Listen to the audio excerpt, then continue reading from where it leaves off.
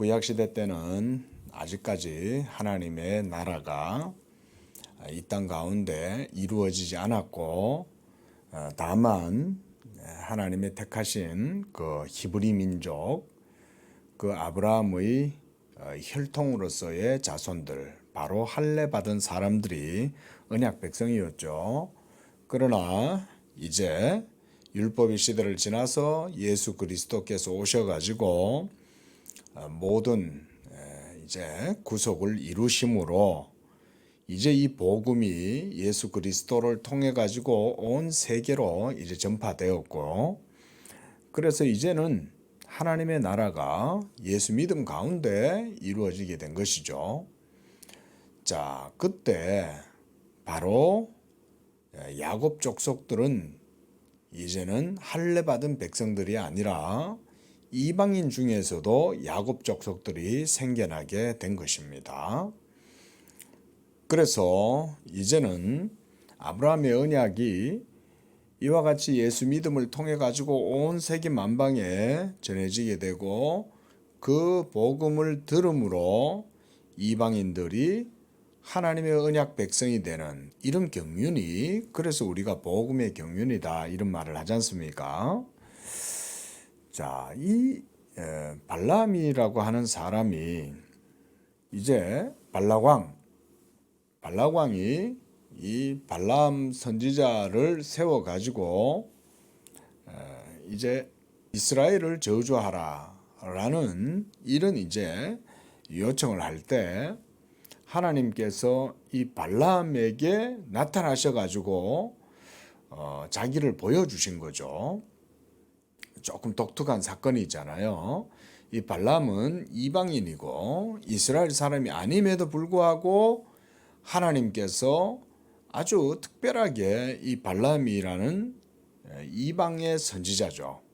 한마디로 이방의 신을 섬기는 그런 사람인 거죠. 그런데 그 사람에게 나타난 거예요. 자, 이 사건을 그러면 우리가 어떻게 볼 거냐? 어찌해서 이방인에게, 그것도 이방의 신을 섬기던 그런 선지자에게 하나님이 자신을 나타내 보여주셨냐? 그건 사실 크게 어렵진 않습니다. 하나님이 나타나시고자 하면 오늘 본문에서도 보듯이 나귀를 통해서도 말씀하실 수가 있잖아요. 어떻게 보면 발람은 나귀가 발람을 상징한다고도 볼 수가 있는 거죠. 그 나귀를 통해서도 자신을 나타내 보여주실 수 있는 하나님이 발람을 통해서 자신을 나타내 보여주시지 못할까? 우리가 이렇게 생각하면 당연한 거죠. 자, 그런데 그러면 왜 하나님은 발락왕과 발람을 통해 가지고 이렇게 자신을 나타내 보여주셨냐?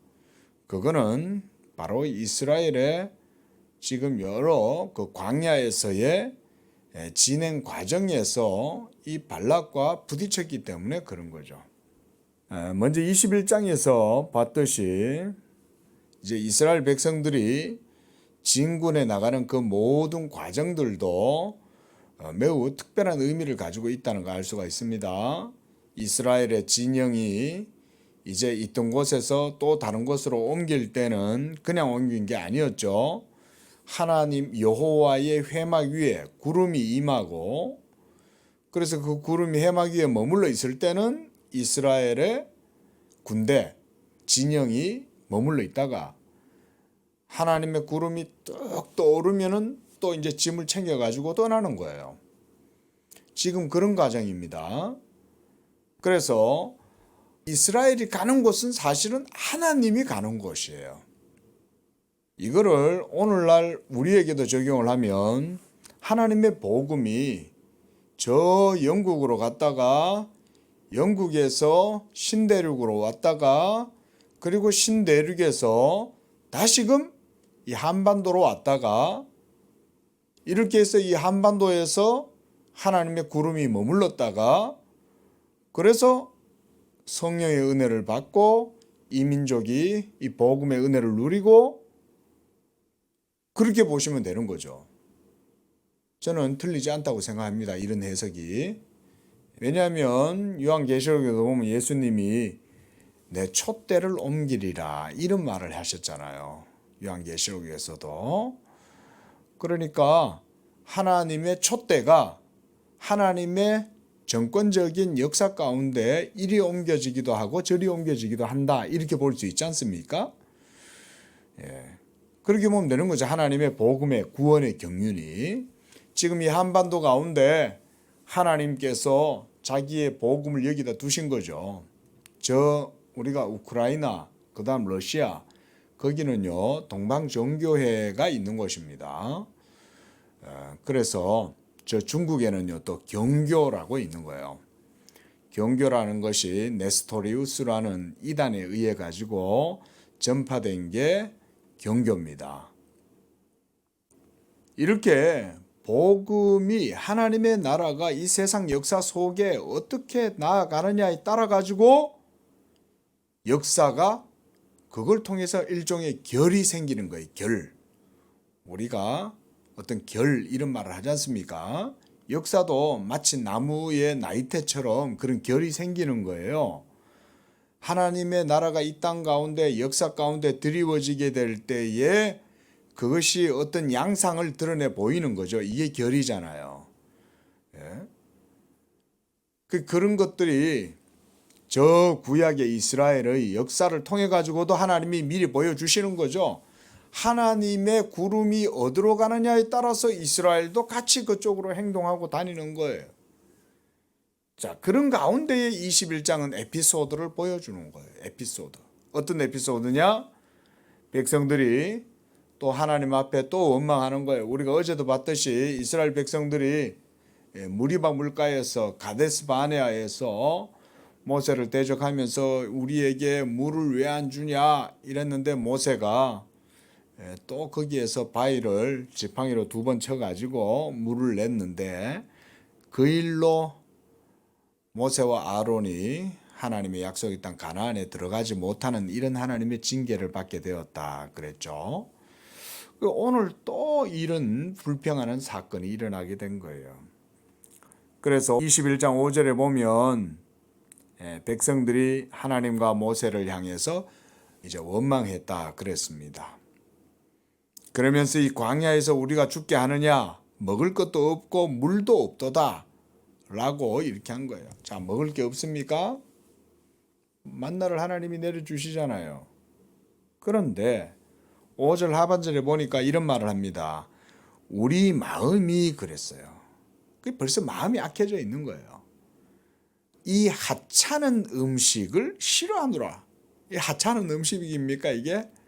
하나님이 하늘에서 기적으로 베풀어 주신 말 그대로 이게 완전 식품이지 않습니까? 만나만 먹으면 되는 거예요. 그 속에 모든 비타민과 모든 미네랄이 모든 단백질뿐만 아니라 영양소가 그 속에 다 있는 거예요.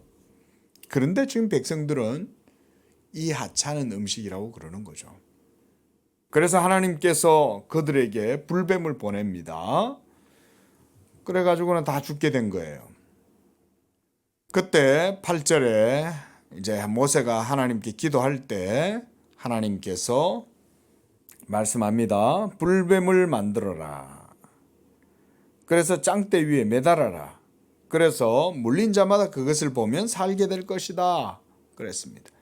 그래서 모세가 그 불뱀의 모양대로 놋뱀을 만들어 가지고 그래서 짱대 위에 달아가지고는 높이 든 거예요. 그래서 이것을 쳐다보면 다 살아 라고 이렇게 이제 얘기를 한 거예요.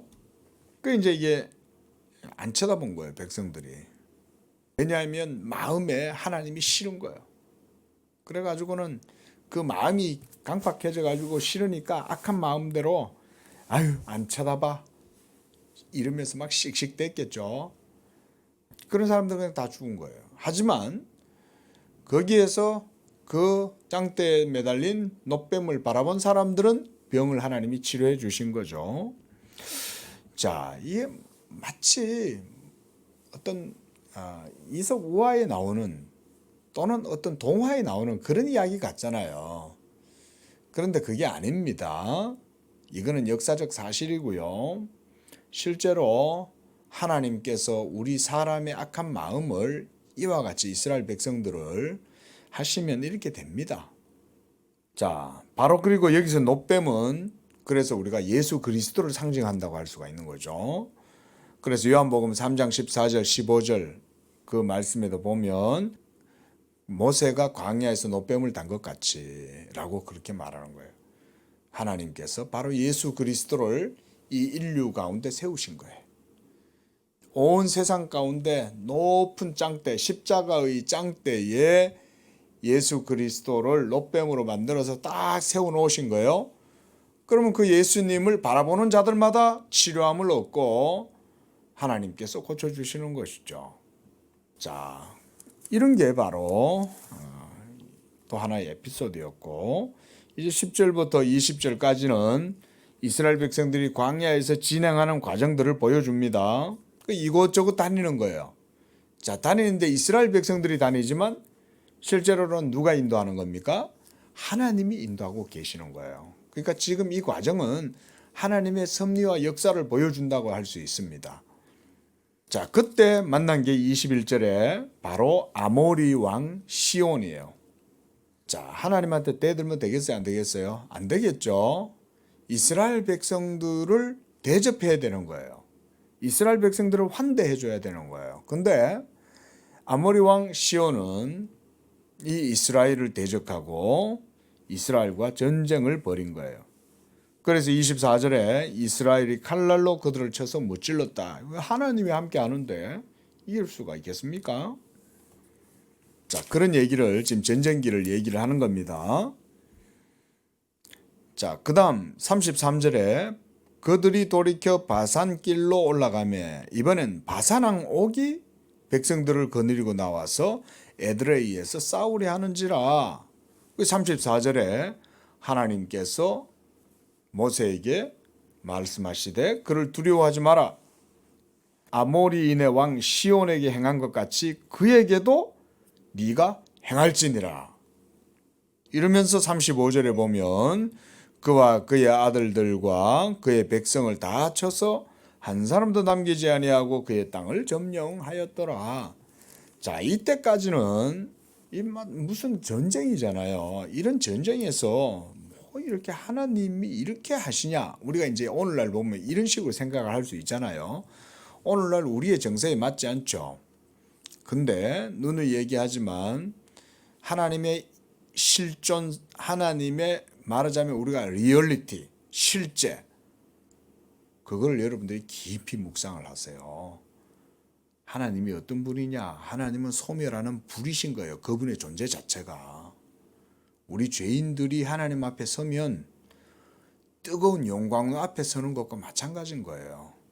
저 뜨거운 화산 앞에 요즘도 화산 살아가지고 활동하는 화산들이 많지 않습니까? 용암이 막 펄펄 끓어오는 화산들도 있잖아요. 거기 함부로 갈 수 있습니까? 근데 온 우주 천지 만물을 창조하신 하나님이 어떤 분이에요? 그 하나님은 화산은 비교도 할 수 없는 분 아니겠어요? 그런데 그 하나님의 리얼리티, 한마디로 실제성이 우리 가운데 임하면 어떻게 되겠냐 이거죠. 그리고 지금은 복음의 시대가 아니라 어떤 시대입니까? 율법의 시대잖아요. 그리고 하나님의 나라가 이제 가나안 땅에 임하는 과정을 이렇게 보여주는 거예요. 복음은 이렇게 역사 속에 이루어지는 거다. 제가 늘 말씀드리죠. 복음은 역사 가운데 이루어지는 거예요. 그런 하나님 나라의 성격을 우리 성도님들이 말씀을 통해서 이런 걸 통해서 배우는 거예요. 예? 그리고 마지막으로는 어떻게 돼요? 종국적으로. 예? 마지막 날 가면 온 세계에 예수 그리스도의 임재가 나타난다 그랬죠. 그러면 이 세상에 이제 모든 죄악된 세력들, 마귀로부터 시작해서 정사와 권세들과 그리고 하나님을 믿지 않았던 이 세상의 모든 사람들이 이 하나님 앞에 심판을 받게 되는 것입니다. 이게 하나님 나라의 역사죠. 그게 마지막에는 그렇게 이루어지는 거예요. 예? 그러니까 마지막 날 예수 안 믿는 사람들은 모두가 다 이와 같이 하나님의 진노와 심판을 받아서 영원한 지옥 형벌을 받는 겁니다. 이게 하나님의 말씀이잖아요. 왜 이런 걸 보면 예수 복음을 쉽게 생각할 수 없죠. 그리고 당시에 모세 당시에 이와 같이 이스라엘 백성들이 가는 곳곳마다 하나님의 임재가 이루어지고 그때 이스라엘 백성들을 환대하고 영접을 하면 살지만 이스라엘을 대적하면 이와 같이 심판을 받는 거죠. 이런 걸 보여준다 이 말이에요. 그리고 22장에서도 이제 모압 왕 이번에는 발람이죠. 발락. 이번에는 이제 모압 평지에 진을 친 거예요.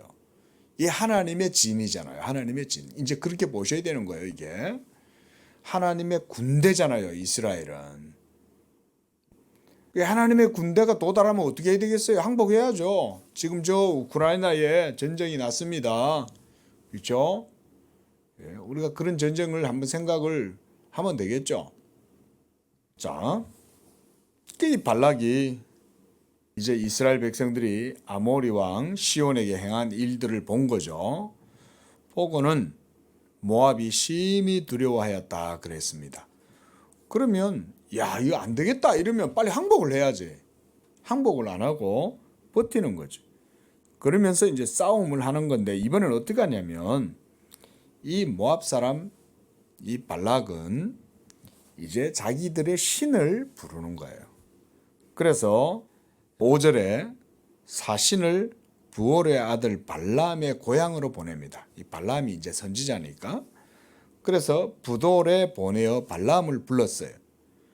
그래서 말합니다. 보라, 한 민족이 애굽에서 나왔는데 그들이 지면에 덮여서 우리 맞은편에 거주하였고 우리보다 강하니 너는 와서 나를 위하여 이 백성을 저주해라. 혹 그들을 쳐서 이겨서 이 땅에서 몰아내리라. 그대가 복을 비는 자는 복을 받고 저주하는 자는 저주를 받을 줄을 내가 알미니라 그랬습니다. 무당이 와가지고 굿을 한다고 해서 하나님의 섭리가 하나님의 주권이 계획이 뒤틀어지겠어요? 그렇지 않죠. 하지만 이방인들은 그렇게 생각하지 않잖아요. 신을 자기들 마음대로 주무르듯이 그렇게 할 수 있다고 생각하는 게 이방인들의 신관이잖아요. 부적을 써서 붙이면 애군이 떠나가고 북어채를 차에다 달고 다니면 그 차에 사고가 안 나고 그 운명을 거스를 수 있겠어요? 그런 생각 자체가 얼마나 신을 우습게 여기는 거예요. 제 아버지 말씀대로 제 아버지가 우리 아버지 친구들한테 그랬다는 거예요. 야 이놈아, 그럴 것 같으면 내 같으면 차에다가 차 트렁크에다 북채를 가뜩이 넣어가 다니겠다 그랬다는 거 아닙니까? 제 아버지 얘기가 기억이 납니다. 그렇지 않습니까? 그럼 온 집에 부적으로 도배를 해야지. 그것만 가지고 되겠어요? 자, 이런 게 참 어리석은 인생들이죠. 그 7절에 이제 복채를 가지고 갔다 그랬습니다. 이제 무당한테 갈 때 복채 가지고 가는 거잖아요. 얼마나 돈도 많이 준비해가 갔겠어요. 지금 나라의 운명이 이 발람한테 이제 달렸다고 생각을 하는 거죠. 어떻게 보면 하나님께서 왜 이방의 신을 섬기는 선지자인 발람에게 임하셔갖고 예언을 하게 하셨냐? 이걸 보여주시려고 하신 거다. 저는 이렇게 보여집니다. 그럴 수 있잖아요. 하나님께서 이 어리석은 이방인이 이스라엘을 대적하면서 이런 어리석은 행태를 벌이니까 하나님이 이 이방의 거짓된 이 선지자에게 임하셔가지고 이스라엘의 하나님이 진짜 하나님이라는 것을 보여주시려고 하신 거죠. 하나님은 나귀에게도 임하실 수 있다 그랬잖아요. 그러니까 이 이방의 발람에게 하나님께서 자기를 나타내 보이시면서 누구든지 이스라엘 야곱을 대적하면 복을 받지 못한다. 아브라함의 언약을 이 발람을 통해서 보여주시는 거죠. 하나님은 이렇게 자기를 나타내시는 거예요. 오늘날도 그건 마찬가지고요. 예? 오늘날도 마찬가지입니다. 우리 성도님들. 그래서 아브라함에게 하나님께서 하신 말씀이 그거지 않습니까? 누구든지 너를 축복하는 자에게 내가 복을 내리고 너를 저주하는 자에게 내가 저주하리라 라고 하셨잖아요. 그리고 이 야곱 족속을 저주하면 하나님이 그를 저주하시는 거 아니에요? 하지만 하나님께서 이 발람에게 임하셔가지고 말씀을 하는 거예요. 12절에 하나님이 발람에게 이르시되 너는 그들과 함께 가지도 말고 그 백성을 저주하지도 말라. 그들은 복을 받은 자들이라 그랬어요. 복을 받은 자. 바로 이 사람들이 예수 믿는 사람들입니다. 예수 믿는 사람들, 그 믿음 자체가 하나님께 복을 받은 거예요. 우리 성도님들이 이 말씀이 깊이 이해가 안 되더라도 성경에 기록된 이것이 하나님 말씀이기 때문에 여러분들이 이걸 그대로 아멘하고 받고 믿으시면 됩니다. 이거는 먼저 믿으세요. 먼저 믿으시고 그런 다음 성경을 통해서 그거를 배우세요. 확인을 하세요. 뭔 말이야? 그러지 마시고 이 말씀을 먼저 믿으면 복 받습니다. 이스라엘하고 싸워보고 난 다음에 와, 이스라엘에 진짜 하나님이 이스라엘과 함께 하는구나 이걸 깨달으면 그때는 늦죠. 하나님이 이스라엘과 함께 한다 라고 말씀하면 그 이스라엘을 받아들이고 영접하면 되는 거죠. 복음을 들으면 그렇게 되냐? 시험해보고 따져보고 그래가지고 점검을 해보겠습니까? 그게 아니잖아요. 먼저 하나님의 말씀이니까 하나님이 하신 거니까 먼저 믿고 받아들이면 되는 거죠. 자, 그래서 발락의 요청을 받아들이지 않습니다. 그래서 18절에 발람이 발락의 신하들에게 말합니다. 너희가 복채를 가져와 가지고 은금을 내게 줄지라도 내가 능히 여호와 내 하나님의 말씀을 어겨 덜하거나 더하지 못하겠노라. 야, 여기서 발람이요 여호와를 내 하나님이라고 그러는 거예요. 참 놀라운 말입니다. 이 이방인인 발람이 이스라엘의 하나님 여호와를 나의 하나님이라고 말을 하고 있는 거예요. 이거는요 무슨 말이냐면 발람에게 여호와의 영이 임했잖아요. 그 신의 감동을 받았기 때문에 그래서 그의 믿음이 여호와를 향해서 생겨났다 이렇게 보면 되는 거예요. 비록 일시적이라고 할지라도 이 발람은 이스라엘의 하나님 여호와의 신의 감동이 돼 가지고 그래서 이스라엘의 하나님을 자기의 하나님이라고 이렇게 고백을 하고 있는 거예요. 놀라운 일인 거죠. 자, 이렇게 해서 이제 그 나귀 사건이 생겨난 거예요. 하나님이 자기를 더 나타내시기로 마음을 먹으신 거예요. 그래 좋다. 그러면 너 발락과 함께 가. 이번에는 뭘 준비해 놓으셨냐면 나귀를 준비해 놓으신 거예요. 그렇게 해가지고 이 나귀 사건이 일어난 거예요. 그래서 22절에 그가 감으로 하나님이 진노하심으로 여호와의 사자가 그를 막으려고 길에 섰다. 여러분들 이 사건을 지금 새벽이라서 설명을 다 못 드리고요. 이 사건은 하나님이 이렇게 일부러 보여주시는 거예요. 그렇게 해서 여호와의 사자가 발람이 가는 길을 막으니까 누가 그걸 봤냐면 나귀가 여호와의 사자를 본 거예요. 그 나귀도 놀래잖아요. 여러분 동물들도 판단력, 의식이 있다는 거 아시죠? 동물들도 있습니다. 우리는 동물을 하찮게 보지만 작은 동물 하나도 의식을 가지고 있습니다. 물론 그들은 우리처럼 영혼이 없지만 그들에게도 성경은 혼이 있다 그러죠. 동물도 그렇죠. 그 혼이라는 거는 일종의 말하면 동물들 자체가 가지고 있는 그들만의 의식, 정신이라고 할 수가 있어요. 그런 의식을 통해서 우리 인간과 그래도 교감하지 않습니까? 자, 그러니까 하나님 여호와의 사자를 보고는 피한 거예요. 자기 주인이 죽을 거를 자칫하면 죽겠다 싶으니까 자기도 피한 거죠. 나귀가.